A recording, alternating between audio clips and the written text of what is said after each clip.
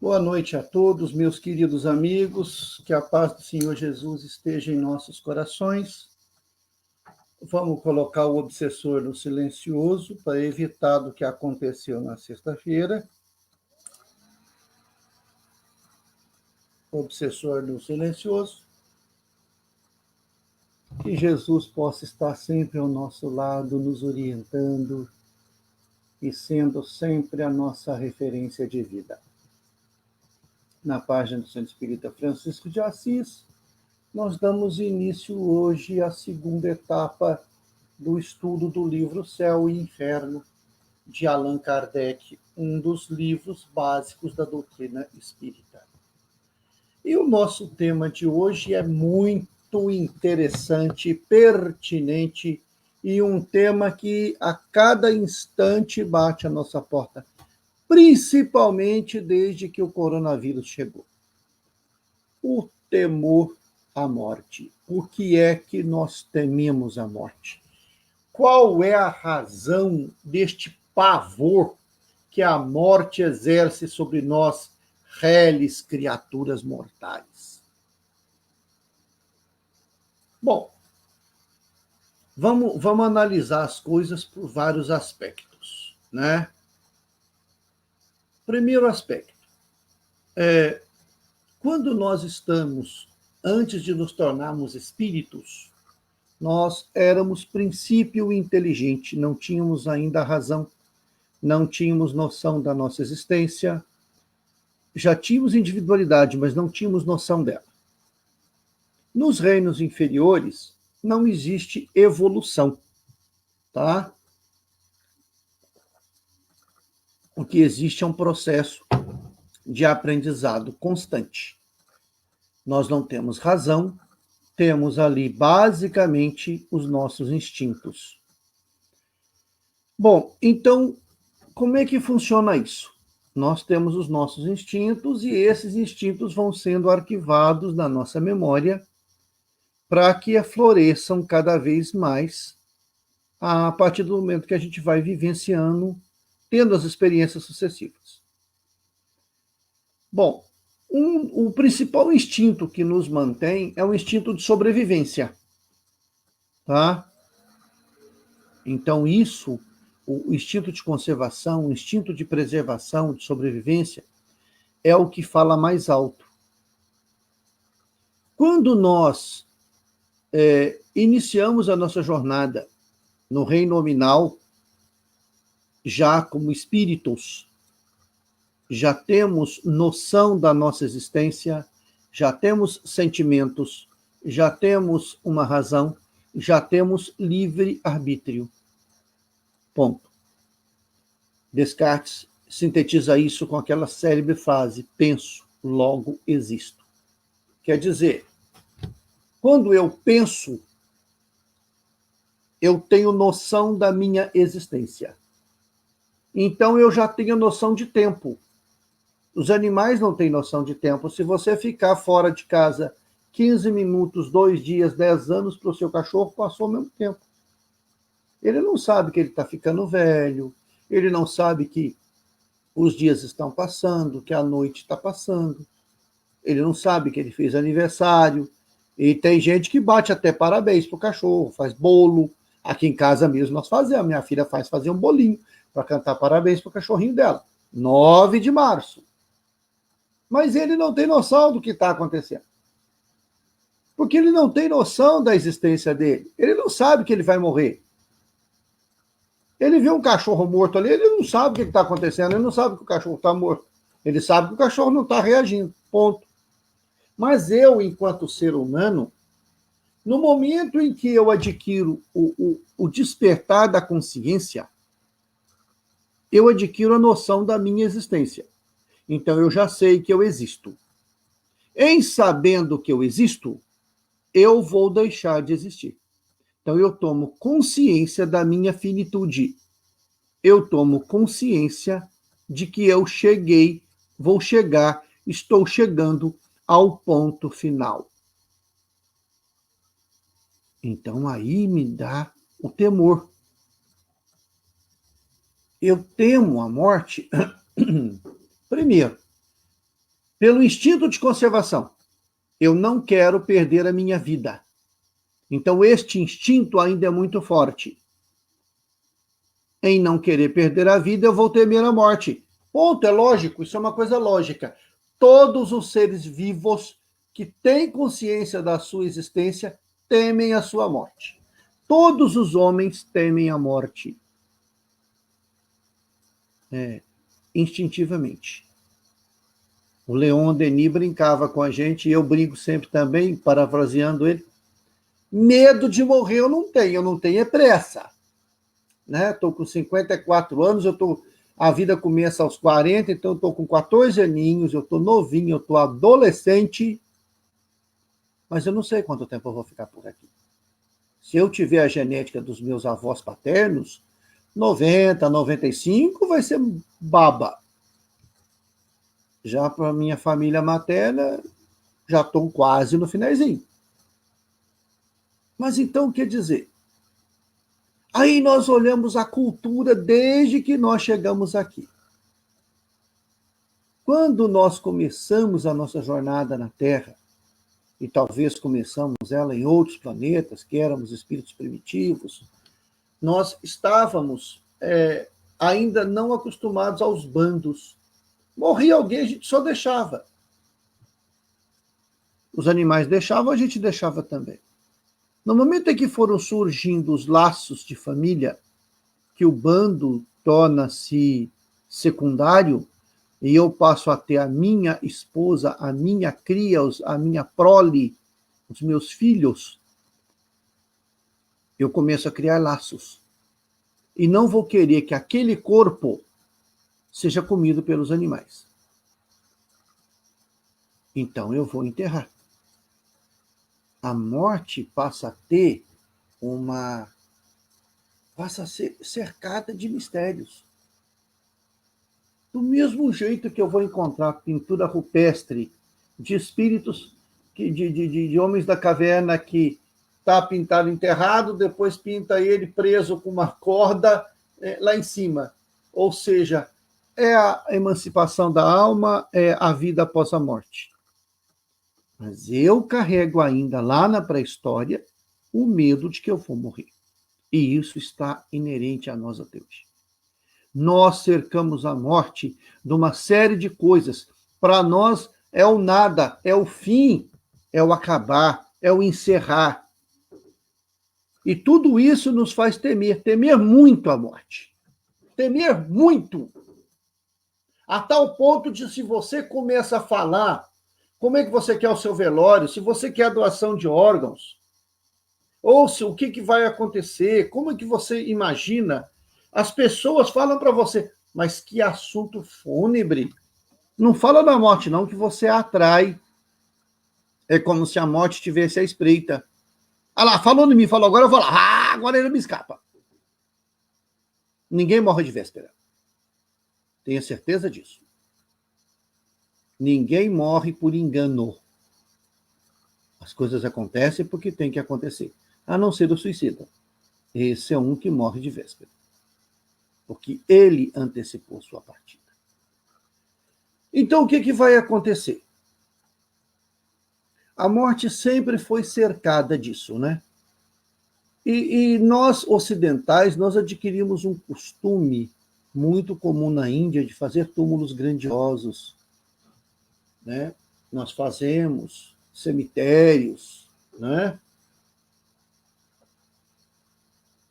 Mausoléus, lápides de mármore, de granito,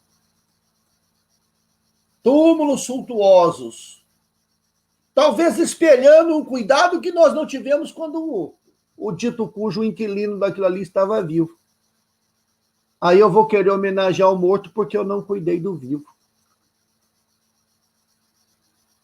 Então, meus amigos, nós tememos a morte, dada toda a cultura que foi colocada em volta dela. O funesco, né? O velório, o tom fúnebre, o fim. Isso foi necessário para que as religiões salvacionistas encontrassem guarita. Porque o medo de ir eternamente para o inferno, ou ficar perambulando no purgatório, levava as pessoas a adotar uma religião, esta ou aquela. Aí eu fico imaginando como é que deve ser o coração de uma mãe vendo o seu filho arder no inferno. Ou de um filho vendo a sua mãe arder no inferno. Será que há consolo nisto? Para quem e por que a morte ainda nos é tão dolorosa? Por causa do pronome possessivo, o meu. Quanto mais apego eu tenho nas coisas que estão aqui comigo e nas pessoas que estão comigo nesta jornada, quanto maior é o meu apego, mais difícil é para mim encarar a morte. Sabe por quê, meus amigos? Porque eu não tenho liberdade, eu não tenho leveza de alma. Minha alma está presa numa série de coisas. E o Cristo deixa muito claro, aonde estiver o seu tesouro, aí estará seu coração. Eu assisti um vídeo antigo do Raul Teixeira esta semana, que fala exatamente sobre isso. Para quem a morte é libertadora? Para quem está liberto aqui na Terra. Para quem está preso aqui na Terra, a morte é uma prisão. Então, quanto maior o meu desejo, o meu instinto, a minha ideia de posse, maior é a dificuldade que eu tenho de aceitar a morte. Não há nada de errado em possuir as coisas do planeta, nada. Essa história de que dinheiro não traz felicidade é coisa de pobre frustrado. Eu adoraria ser infeliz com um Porsche Carrera na garagem. 911, preto, conversível e automático, porque eu não quero ter trabalho de passar marcha. Como eu queria ser infeliz com um iatezinho me esperando, não sei para quê, eu não gosto, mas tá lá. O errado não é você ser rico de matéria. O errado está em você ser rico de espírito. Opulento de espírito. Eu tenho a minha casa, eu tenho os meus filhos, eu tenho o meu marido, eu tenho a minha esposa, eu tenho a minha fazenda. E você morre, e tudo que é meu vai ficar te prendendo, porque nada que é teu te pertence. Tudo que é teu vai ficar.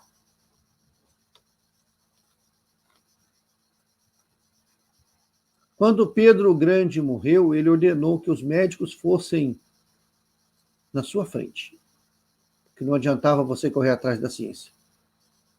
Ele foi enterrado nu, com as mãos do lado de fora do caixão, para mostrar que dessa vida não se levava nada. E o seu exército foi atrás para dizer que não adiantava todo o poder correr atrás quando a morte chega. Então, temer a morte é temer a perda. Eu tenho medo de perder quem eu amo. Mas você não tem ninguém é seu. Mas eu vou deixar meus filhos? E daí, se ele tiver de passar pela aprovação da orfandade, ele vai passar. Foi a escolha dele. Você tem que estar livre. É entender, e aí a doutrina espírita ela vem, e é engraçado que às vezes até você falar de morte no meio espírita, tem algumas pessoas que não gostam. Nós estávamos numa vez num encontro, eu comecei a falar como é que eu queria o meu enterro, não sei o quê. Alguns companheiros saíram de perto. Mas, gente, é a coisa mais natural do mundo. Nós vamos morrer, vamos renascer, vamos morrer de novo, vamos renascer. O que nós precisamos entender é que a carne é carne, o que é espírito é espírito. As ligações mais importantes são as espirituais. Mas eu vou deixar meu filho aqui. Então, você não quer que o teu filho fique desamparado?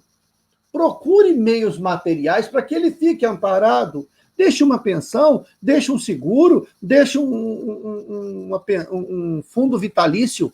Ponto.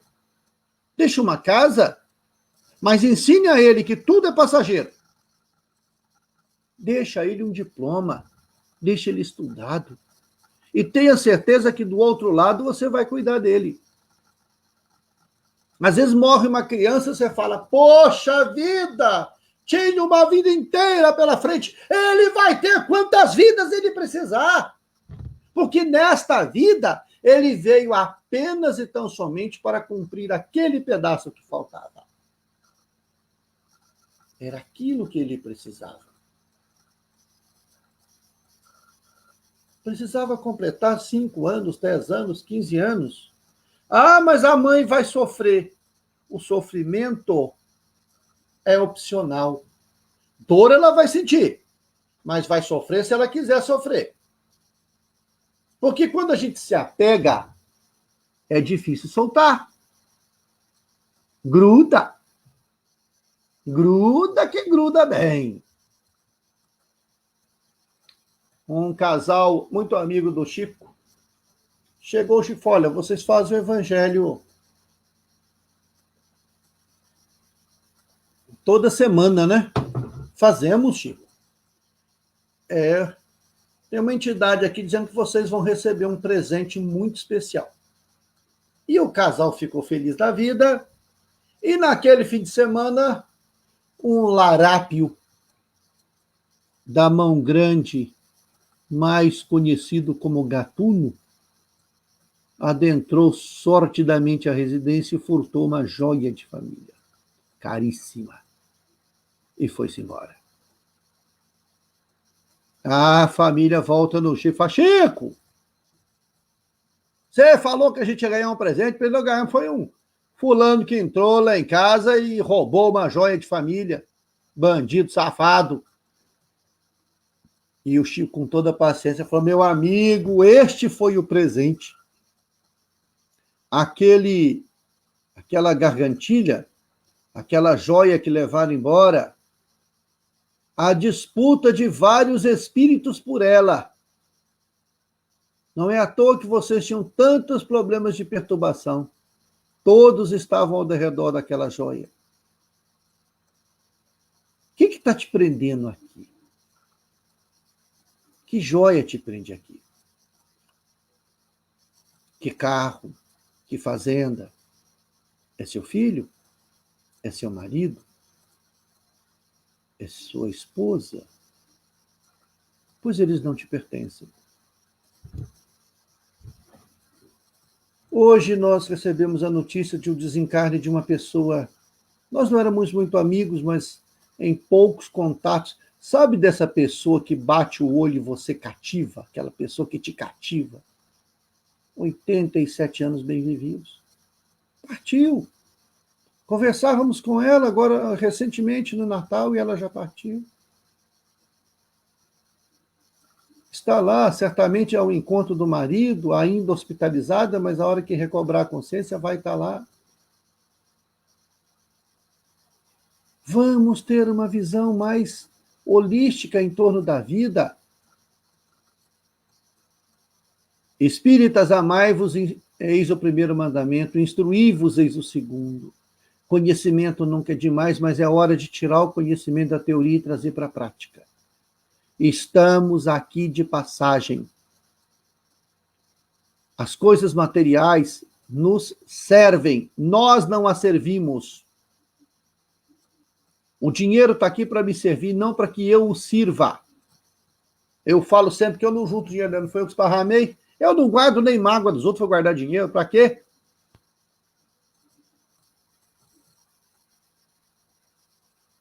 Nós precisamos entender que a vida é muito mais do que os 80, 90, 111 anos que passamos por aqui.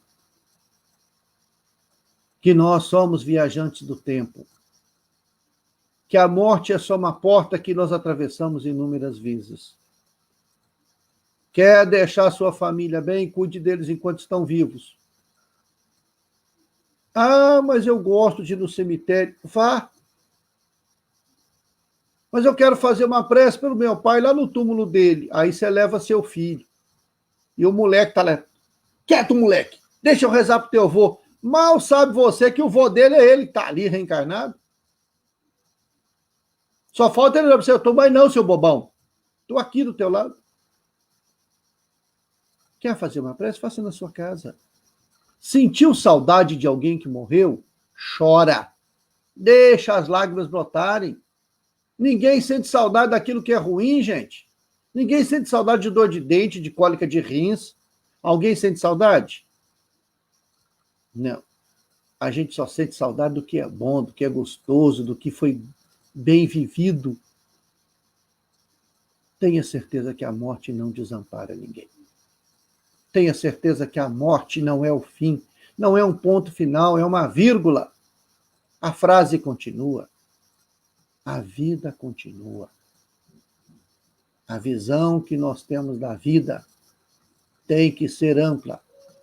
A nossa vida não começa no útero e não vai terminar no túmulo.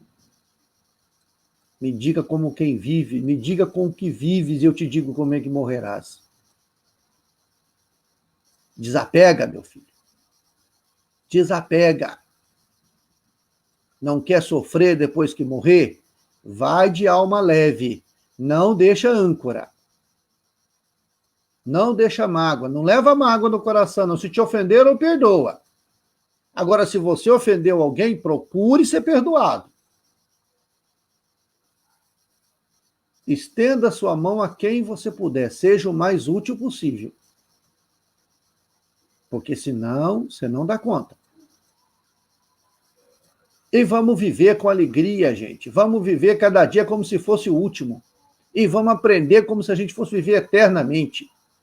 A gente não sabe quando que a nossa senha vai apitar lá do outro lado. Confiemos na vida e não temamos a morte. Eu tenho medo de perder quem eu amo. Então ame, ame com intensidade, ame de todo o teu coração. Fale, que verbaliza. Não deixa para depois, não. Viva intensamente. Viva plenamente. Seja intenso e presente naquilo. Não perca o tempo que a vida está te dando.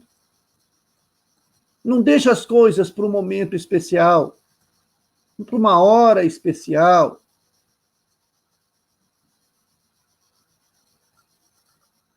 Tenhamos a certeza de que a vida vai continuar. Porque algumas pessoas vão partir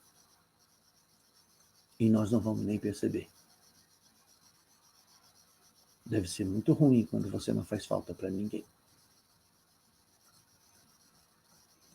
Então, sem medo, vivamos, confiemos e vamos seguir em frente, porque o comando desse barco está na mão do Cristo e Ele sabe exatamente como cuidar de cada um de nós. Bom fim de semana a todos, boa semana a todos. Aí o fim de semana, o que essa pandemia faz? Já até perdi a noção do tempo. Nos encontramos na sexta-feira para um dedinho de prosa sobre o Evangelho segundo o Espiritismo. Eu respondo depois aos comentários. Tá bom, gente? Beijo no coração de todo mundo. Boa noite e até a próxima.